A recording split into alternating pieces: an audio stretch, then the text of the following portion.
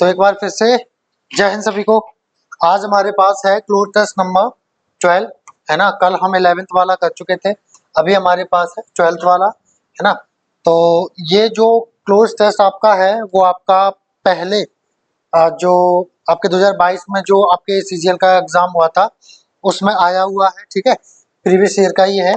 देखिए जरा कब आया था, सीजीएल में आया था एसएससी के में, टायर 1 में आया था 11 अप्रैल 2022 को आया था। और शिफ्ट कौन सी थी आपकी, थर्ड शिफ्ट थी, ठीक है। उसमें आया हुआ ये क्लोज टेस्ट है, ठीक है। तो इसको चलो बिना समय को गवाए हुए इसको सॉल्व करने की कोशिश करते हैं, ठीक है। और इसको बड़े ध्यान पूर्वक आप समझें, क्योंकि ये आया हुआ है, इसका मतलब ये है कि ऐसा ही आपका एग्जाम्स में आता है, ठीक है।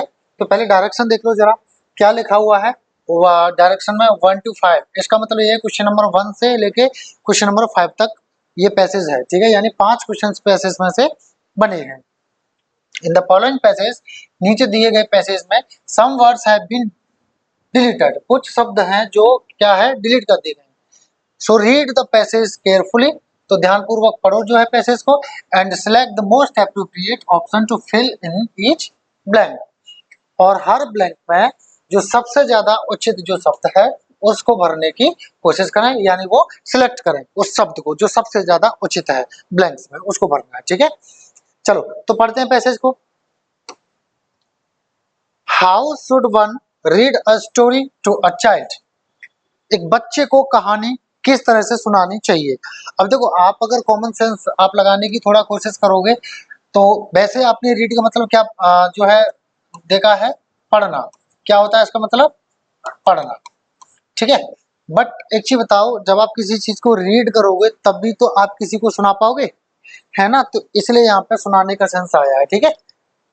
यूजुअली यानी सामान्यतः अ पर्सनैलिटी और character of the story dot dot dot the child's interest the most.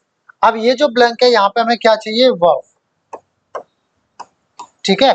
और यहाँ पे ये जो सब्जेक्ट है वो क्या है, पर्सनैलिटी और करेक्टर। इनमें से जो वर्ब आएगी वो किसके हिसाब से आएगी, और से कनेक्टेड है। और जब दो सब्जेक्ट्स और से कनेक्टेड होंगे तो जो वर्ब आती है वो किसके हिसाब से आती है, जो नजदीकी सब्जेक्ट होता है उस क्रिया का उसके हिसाब से आती है। इसी तरह से इधर और होता है, नीदर नॉर होता है, ठीक है। Not only but also nor, है ना। ये सारे ऐसे कंजंक्शन है जो है इस चीज को फॉलो करते हैं, ठीक है। तो यहाँ पे ये जो क्रिया है, तो पहले ऑप्शंस देख लो, caught, catch, catches, has caught. इसका मतलब क्रिया ये तो डेफिनेट हो गया कि आनी क्या है, कैच आनी है और उसकी कोई फॉर्म आनी है, second form, plural form, first singular form और थर्ड फॉर्म। अब यहाँ पे आपको ये पहचानना है कि देखो ग्रामर यहाँ पे अप्लाई हो रही है, ग्रामर में भी कौन हो रहा है यहाँ पे अप्लाई, टेंस अप्लाई होगा, उसी हिसाब से वर्ब आएगी, ठीक है। तो यहाँ पे देखो कौन सा आना चाहिए, कॉट का मतलब है सेकंड फॉर्म, सेकंड फॉर्म बोले तो पास्ट। अब ये देखो जरा क्या यहाँ पे पास्ट टेंस आएगा, तो कैसे पता चलेगा, देखो इसको पढ़ो। यूजुअली अ पर्सनैलिटी और character of the story dot dot dot the child's interest the most. Usually यानी सामान्यतः, सामान्यतः मतलब ये कि ऐसा होता रहता है, और ऐसा होता रहता है ऐसी स्थिति कौन सा टेंस बताता है, प्रेजेंट का इनडेफिनिट बताता है, ठीक है। तो यहाँ पे टेंस कौन सा आना चाहिए, प्रेजेंट का इंडेफिनिट। अब प्रेजेंट का इंडेफिनिट में क्या है, सिंगुलर भी होता है और प्लूरल भी होता है, वो अकॉर्डिंग टू सब्जेक्ट। अब यहाँ आपको क्या देखना पड़ेगा, यहाँ पे देखना पड़ेगा अब आपको कि सब्जेक्ट कैसा है। तो पता करो सब्जेक्ट कैसा है। सब्जेक्ट यहाँ पे दो है, एक तो कैरेक्टर है और एक पर्सनैलिटी है। अब इन दो में से वर्ब किसके अनुसार आएगी, किससे कनेक्टेड है दोनों ये, और से। अब और का नियम क्या बताया था मैंने अभी थोड़ी देर पहले, कि जो नजदीकी सब्जेक्ट होगा वर्ब का उसके हिसाब से वर्ब आएगी। तो यहाँ पे ये जो वर्ब आएगी तो नजदीक ये पड़ेगा वर्ब के, या ये पड़ेगा, करेक्टर पड़ेगा। करेक्टर कैसा है, सिंगुलर। इसका मतलब वर्ब कैसी आनी चाहिए, सिंगुलर आनी चाहिए। और कॉट कौन सी फॉर्म है, सेकंड फॉर्म, तो काट दो। कैच कौन सी है, प्लूरल फॉर्म, तो काट दो। कैचेस होती है सिंगुलर फॉर्म, तो आपका आंसर क्या हो जाएगा, ये हो जाएगा। ये है परफेक्ट, तो ये भी कट जाएगा। तो आपका आंसर कौन सा हो गया, कैचेस हो जाएगा, ठीक है भाई। क्यों, क्योंकि वर्ब में क्या लगाते हैं, एस या फिर ईएस लगाते हैं सिंगुलर बनाने के लिए, ठीक है। तो यहाँ पे लगा दिया ईएस, ठीक है भाई। चलो अगला देखते हैं, अगला देखो जरा। अच्छा इसका हिंदी और बता दूं मैं एक बार, है ना। सामान्यतः एक पर्सनैलिटी या एक करेक्टर, पात्र, मतलब एक कोई जो रोल होता है किसी का, ठीक है, उसकी बात हो रही है। दूसरी भाषा में ऐसे कह सकते हैं, ऑफ द स्टोरी, कहानी का कोई, कहानी की एक जो पर्सनैलिटी होती है या जो रोल होता है वो बच्चे के इंटरेस्ट को सबसे ज्यादा पकड़ता है, यानी उसी से सबसे ज्यादा बच्चे के अंदर इंटरेस्ट डेवलप होता है, उसी से सबसे ज्यादा बच्चा इंटरेस्ट लेता है कि कहानी का जो है करेक्टर कैसा है, या जो पर्सनैलिटी है जो उस करेक्टर को प्ले कर रही है, उस रोल को प्ले कर रही है, वो कैसा है, इससे फर्क पड़ता है बच्चे के इंटरेस्ट पे सबसे ज्यादा। ठीक है, ये इसका अर्थ है। आगे क्या कह रहा है, dot dot dot, question number 2 है ये। ठीक है, कॉमा लगा हुआ है, यूज डिफरेंट वॉइसेस, अलग अलग आवाजों का प्रयोग करें। ठीक है, यूज डिफरेंट वॉइसेस मतलब अलग अलग आवाजों का प्रयोग करें। ठीक है, चलो अब यहाँ पे देखो ऑप्शंस के हिसाब से चलते हैं। कॉमा लगा हुआ है, एक चीज देखो जरा, यहाँ पे क्या लगा है, कॉमा लगा है। ठीक है, तो देखो अगर हम इधर को लें तो आप देख सकते हो यहाँ पे और आया है, तो मेरी बात सुने, और बिना इधर के भी आ जाता है, सेंस वही देता है, बिना इधर के भी आ जाता है। और यहाँ पे इधर आएगा कि नहीं आएगा ये ऐसे पता चलेगा कि इधर और का जब साथ में इस्तेमाल करते हैं तो कॉमा नहीं आता है, कॉमा नहीं आएगा। ठीक है, खत्म करो। ठीक है, अब कॉमा सो के साथ आता है और हावेवर के साथ में भी कॉमा आता है। ठीक है, ऑल्सो क्या बताता है, ऑल्सो ऐसा कॉमा नहीं लेगा। ठीक है, ऑल्सो बताता है भी का सेंस।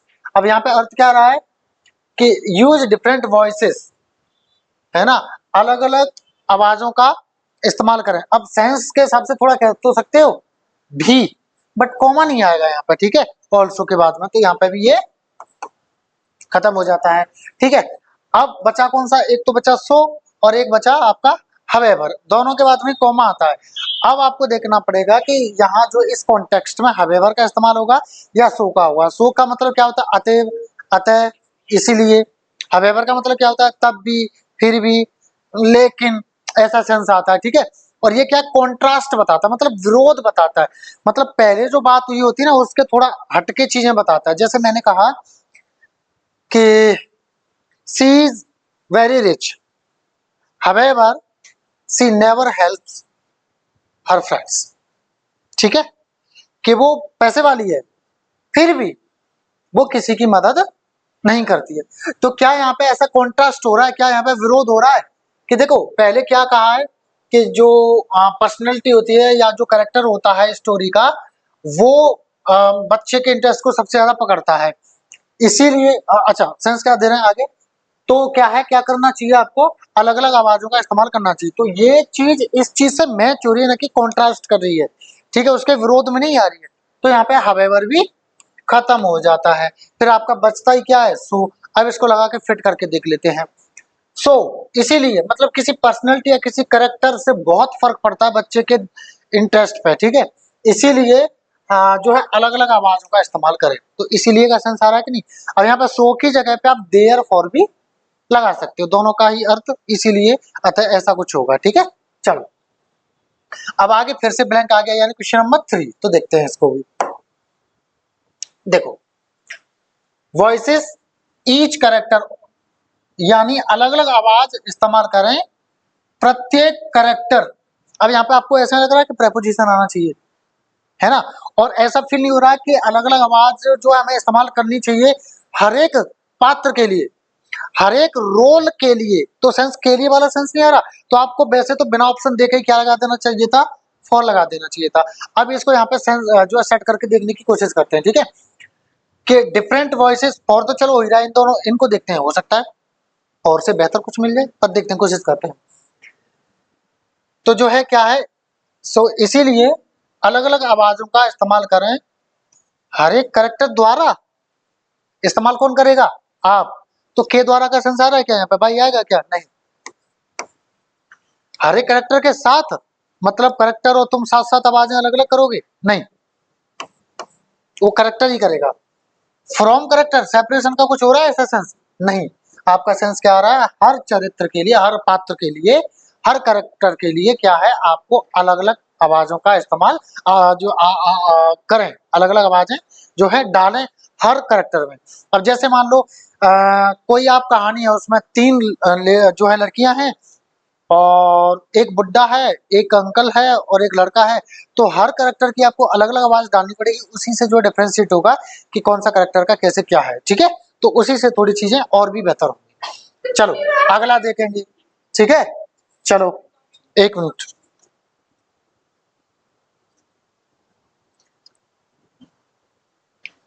आगे, अगला देखो ज़रा।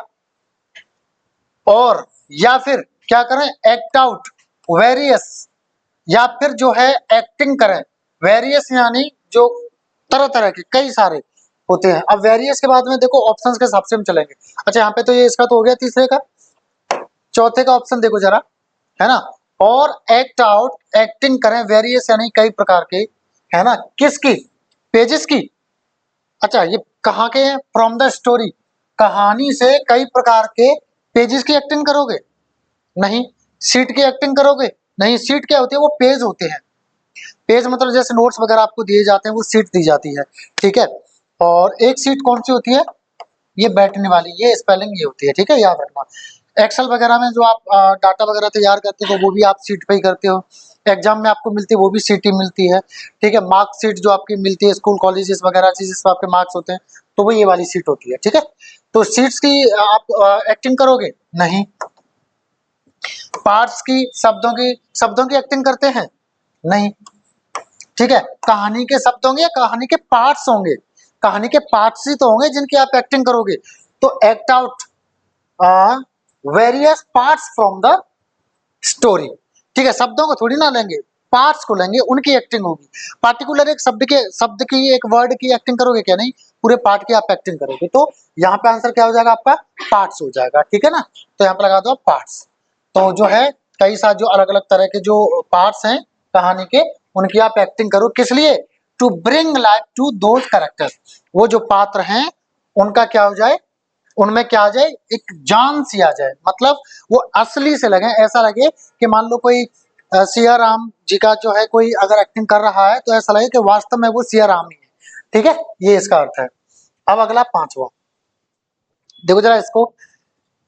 Out parts from the story will make story sessions fun and memorable for the kids. But अच्छा, ऐसा करना जो है कहानी से, अब देखो यहाँ पे आपको क्लू मिल रखा है पूरा, ये तो आपको फ्री का नंबर दे दिया है कि यहाँ पे देखो क्या दिया है, एक्ट आउट। किसको एक्ट आउट कर रहे हो? कहां से कर रहे हो? कहानी से, कहानी से कर रहे हो। किसको कर रहे हो? पार्ट्स था ना। देखो पहले इस वाले का आंसर आपको यहाँ पे भी मिल रहा है, ये पार्ट है ना।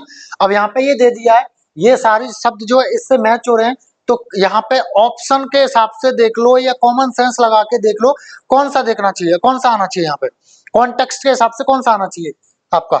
Acting out. क्या आना चाहिए? एक्टिंग आउट, क्योंकि यहाँ पे देखो act out various parts from the story, acting out parts from the story, क्या आना चाहिए यहाँ पे? एक्टिंग आना चाहिए। तो यहाँ पे आंसर क्या हो जाएगा? एक्टिंग हो जाएगा। सेइंग होता नहीं है स्टोरी, टेल होता है स्टोरी लिखने या कहानी बताने वाली बात हो रही है, एक्ट करने वाली होती है, और या पूछने वाली बात हो नहीं रही है। किसकी बात हो रही है? एक्ट करने की, एक्टिंग करने की, क्योंकि एक्टिंग करना कहानी के पार्ट्स में वो क्या करेगा, स्टोरी के जो सेशंस हैं उनको अच्छा बना देगा, फन जो है उसमें आ जाएगा, और यादगार, मेमोरेबल बोले तो यादगार बना देगा। किसके लिए? बच्चों के लिए। तो ये जो क्लोज पैसेज था वो एसएससी सीजीएल का टायर 1 का है, जो कंप्यूटर बेस्ड एग्जामिनेशन हुआ कब? 11 अप्रैल 2022 को, 3rd शिफ्ट में, ठीक है? बाकी के क्लोज पैसेजेस मैं आपके लिए लाता रहूंगा। अगर आपको अच्छा लगे तो प्लीज चैनल को सभी लोग सब्सक्राइब करें, और वीडियो अच्छा लगे तो लाइक और शेयर करें। चलो, थैंक यू एंड जय हिंद सभी को।